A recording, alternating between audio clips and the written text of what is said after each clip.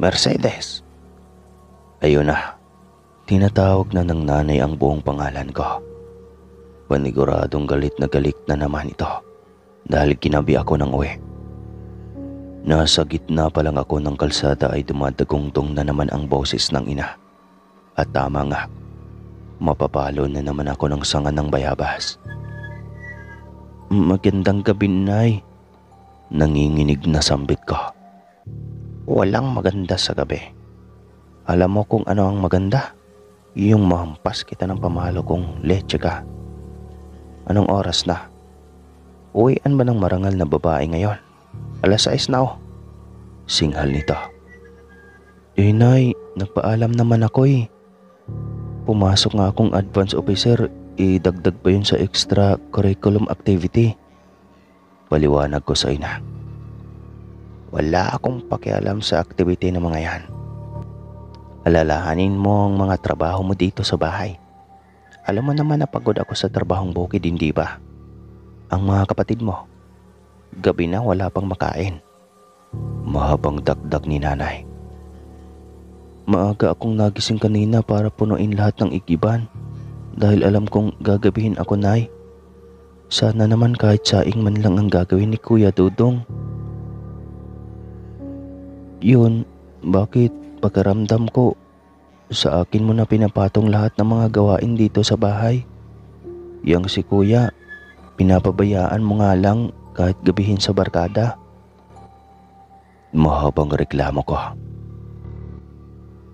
Akala ko dahil nakinig siya sa mahabang hinanaing ko ay naiintindihan ako nito. Iyon pala ay kumuha pa ng mas matinding pamalo. Sinturon lang naman ng tatay ang kinuha niya sa loob ng kwarto. Yang bunganga mo ha. Sobra na kung sumagot-sagot. Wika nito, sabay hampas ng sinturon. Hindi ito tumigil hanggat hindi nagsawa sa kakahampas. Wala akong magawa kundi umiyak. Kapag magsasalita naman ako ay madadagdagan na naman ng ilang hampas ang aking paa at puwet. Pakiramdam ko tuloy, ampun lang ako sa bahay. Kapatid kong lalaki labas-pasok sa bahay or barkada, pero walang naging isyo. Sa akin, kahit porsigido na maging top 1 sa klase, wala. Laging palo ang natatamo. Kaya hanggang top 3 lang ako.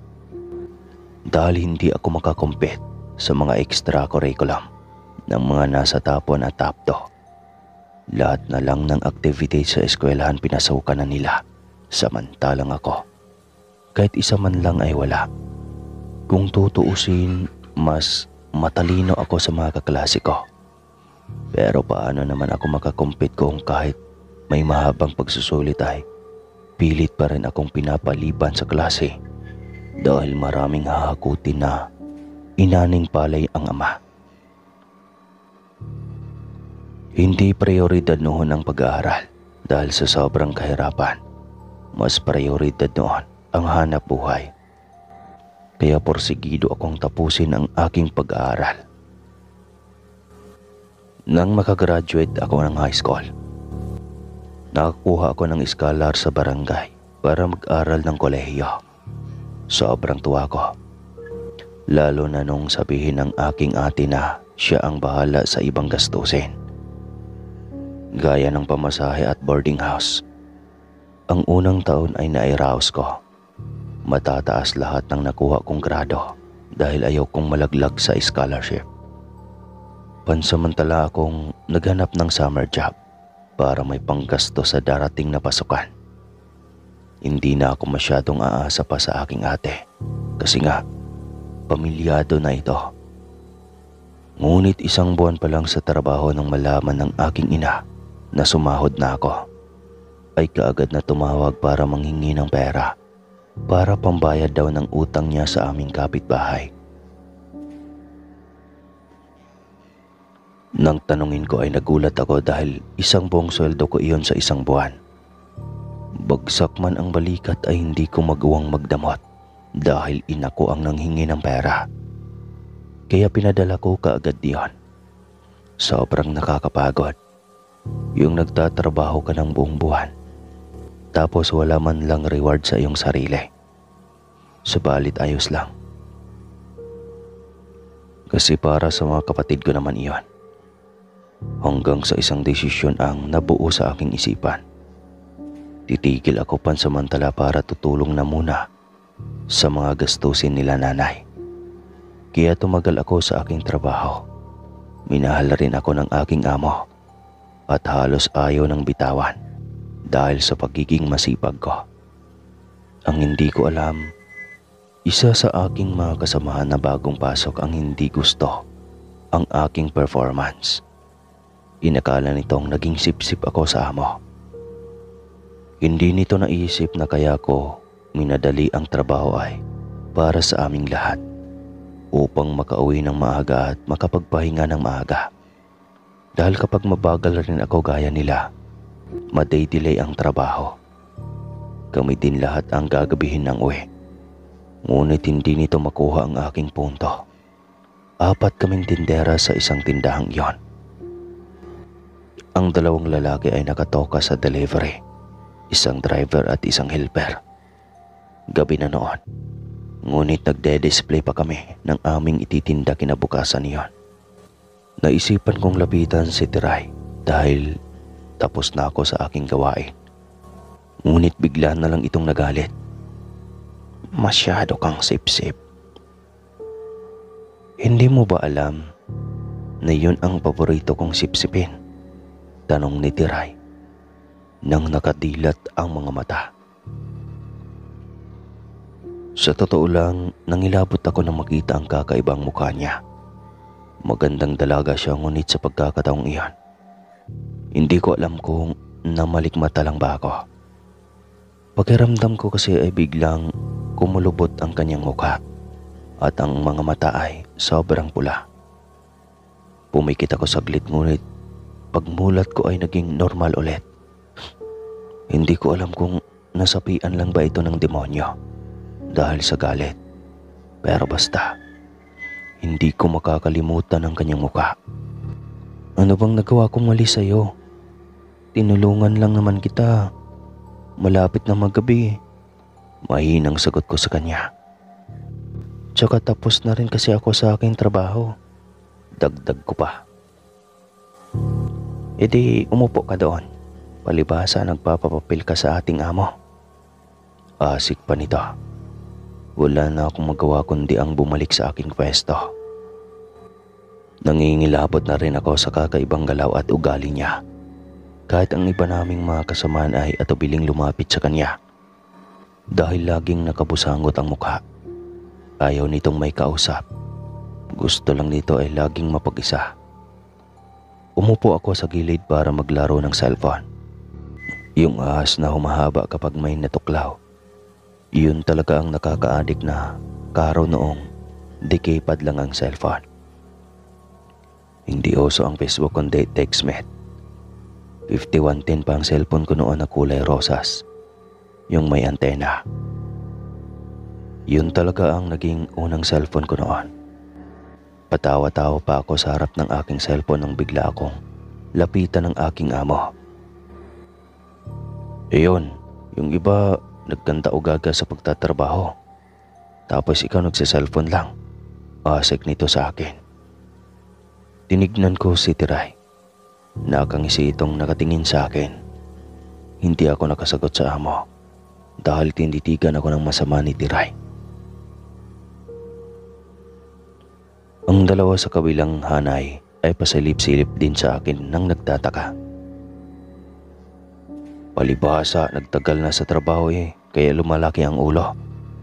Galit na wika ng amo ko. Halos maiyak na ako ng mga sandaling iyon. Nangamba kong baka matanggal pa ako sa aking trabaho dahil sa nangyari.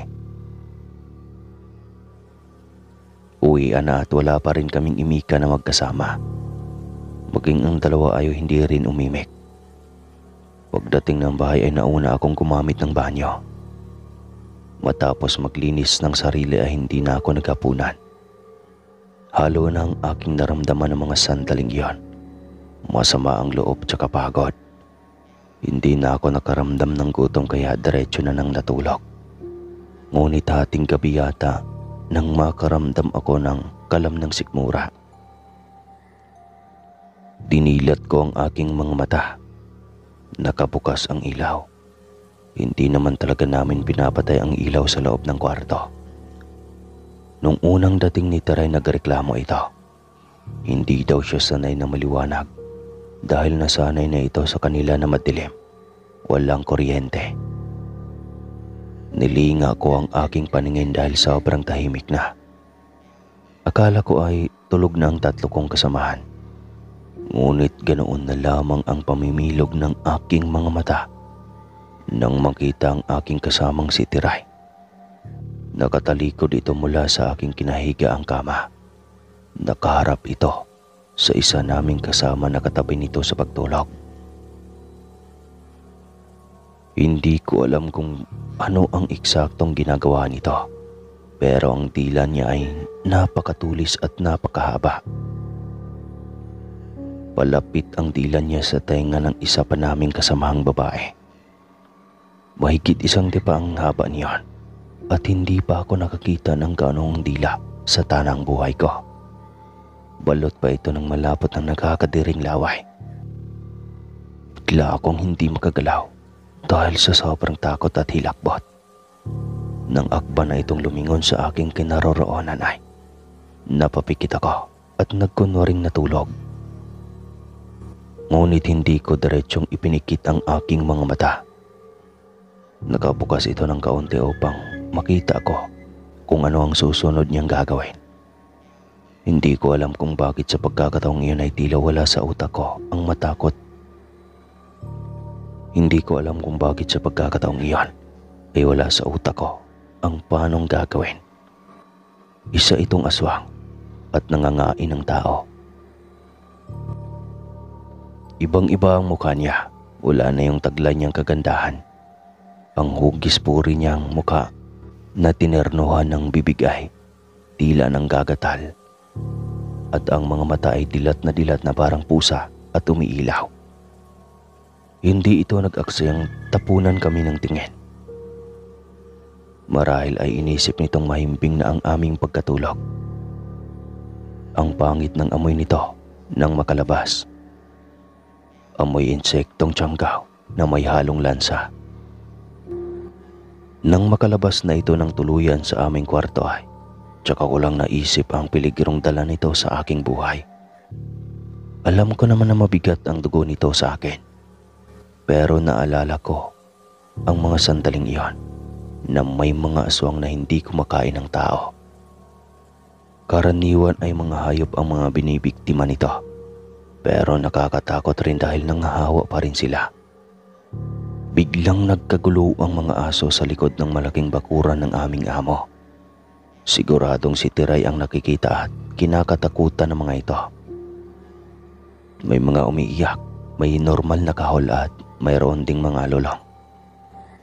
Napabalikwas pa ako nang maalala ang ginawa nito sa tenga ng isa naming kasama. Nakaramdam ako ng pag-aalala dahil hindi imposible na plano nitong hawaan ang kasama namin na napakamahiyain at napakabait din. Hindi ko maatim na mangyari ang ganoon sa aking kasama. Ako ang nakasaksi kaya konsyensya ko kung wala akong gagawin para mapigilan ang nais na pagpaparami ng halimaw kong katrabaho.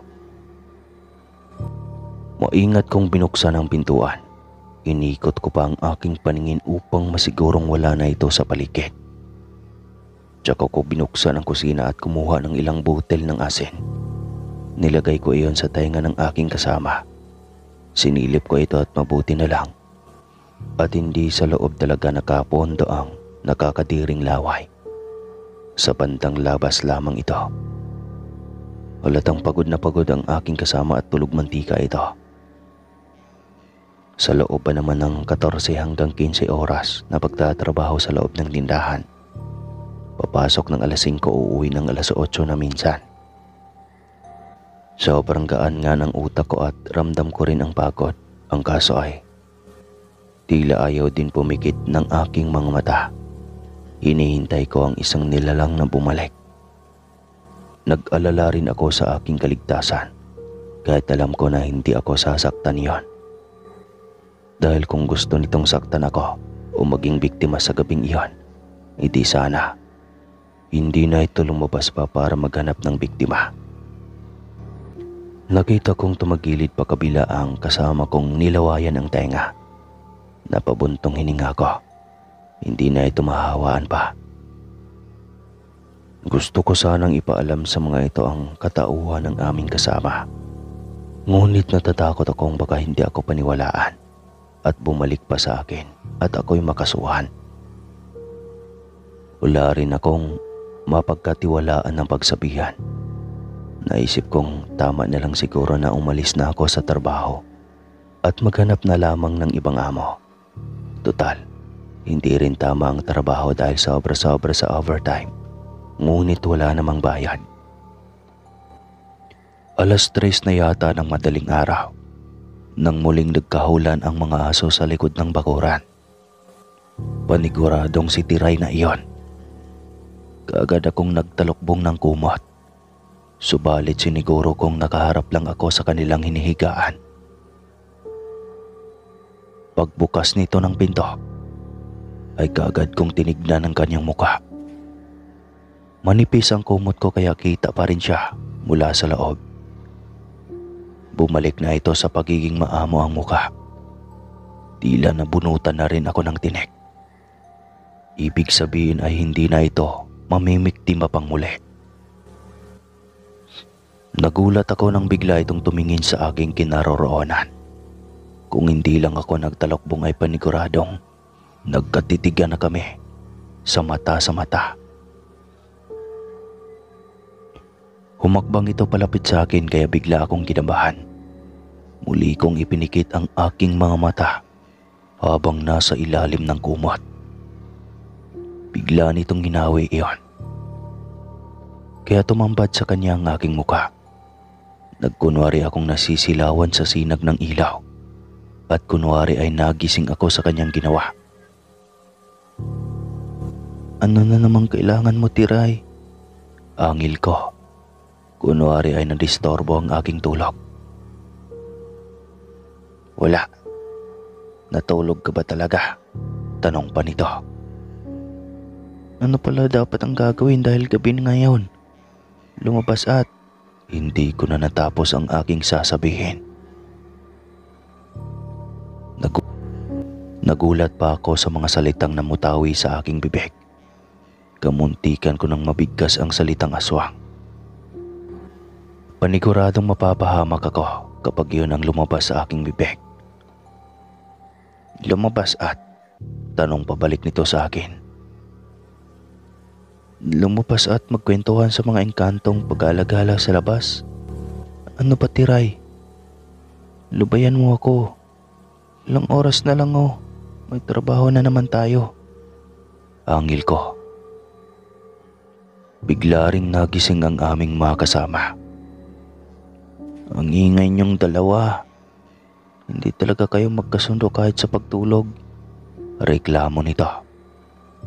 Bigla itong natahimik at bumalik sa kanyang kinaroroonan. Tila nakahanap ako ng kakampi ng magising ang aking mga kasama. Bumalik na ito sa kanyang pwesto. Humiga at nagtalokbong rin ng kumot. Tumagilid na ako ngunit para pa rin sa kanya. Wala akong tiwala kapag nakatalikod sa kanya. Ngunit hindi rin ako nakakatulog. Minsan hinihila ako ng antok subalit bigla akong nagugulat. Naalala ko ang kanyang mahabang dila. Tila nakarehistro na iyon sa aking isipan. Sa tuwing sumasagi iyon sa aking utak ay sumasabay ang pangingilabot sa aking katawan. Dahil doon ay nagpasya na talaga akong magpaalam na sa trabaho kinaumagahan. Hindi ako sumama at sinabi kong masama ang aking pakiramdam. Nang malaman iyon ng aking among babae, ay pinuntahan ako sa loob ng aming kwarto. Gusto nitong pumasok ako sa trabaho dahil kulang ng tao kapag hindi ako sasama. Subalit nagmatigas ako at sinabing magpapaalam na ako sa trabaho. Mas lalo pa itong nagalit at sinabing hindi ako pwedeng umalis ng tindahan dahil wala akong kapalit. Ngunit buong tapang ko itong hinarap. Madam, alam ko naman na mahirap sa panig ninyo. Pero karapatan ko rin na magdesisyong umalis sa trabaho na ito. Hindi naman ako nabibilang sa trabaho. Sanay na rin ako sa mga gawaing mabibigat. Gusto ko lang magpahinga. Litanya ko rito. O sige, magpahinga ka rito ngayong araw, pero bukas babalik ka sa trabaho. Sagot nito. Magpapahinga na po ako, madam. Ayoko na munang magtrabaho. Saad ko rito. Nagalit na naman itong mali. Yan ang hindi pwede. Hanggat wala kang kapalit, hindi iyon pwede. Singhal nito. Pwede yun, madam. Kung tutuusin nga, pwede ko kayong ireklamo sa labor eh. 15 oras na trabaho, under minimum wage ang sahod. Yung minsan ba nagreklamo kami? Wala, hindi ba? Ang 7 oras sa trabaho ay overtime na namin iyon. Ngayon, mamili ka, madam. Pauwiin mo ako o magkikita tayo sa labor. Pambablockmail ko sa aking amo. Hindi ko naman balak isumbat iyon, subalit wala na akong ibang lusot pa para maka-exit sa lugar na iyon. Hindi naman pwedeng sabihin ko na aalis ako dahil aswang ang kasama ko. Mas lalaki pa yata ang papasukan kong gulo. Sinahura na ako ng aking amo matapos ang aming bangayan. Nagligpit na kaagad ako at sinigurado na wala akong maiiwan. Hindi na ako bumalik pa sa lugar na iyon. Sa ngayon po ay patuloy pa rin akong nagsusumikap sa buhay. Naghihintay ng magandang kabalaran.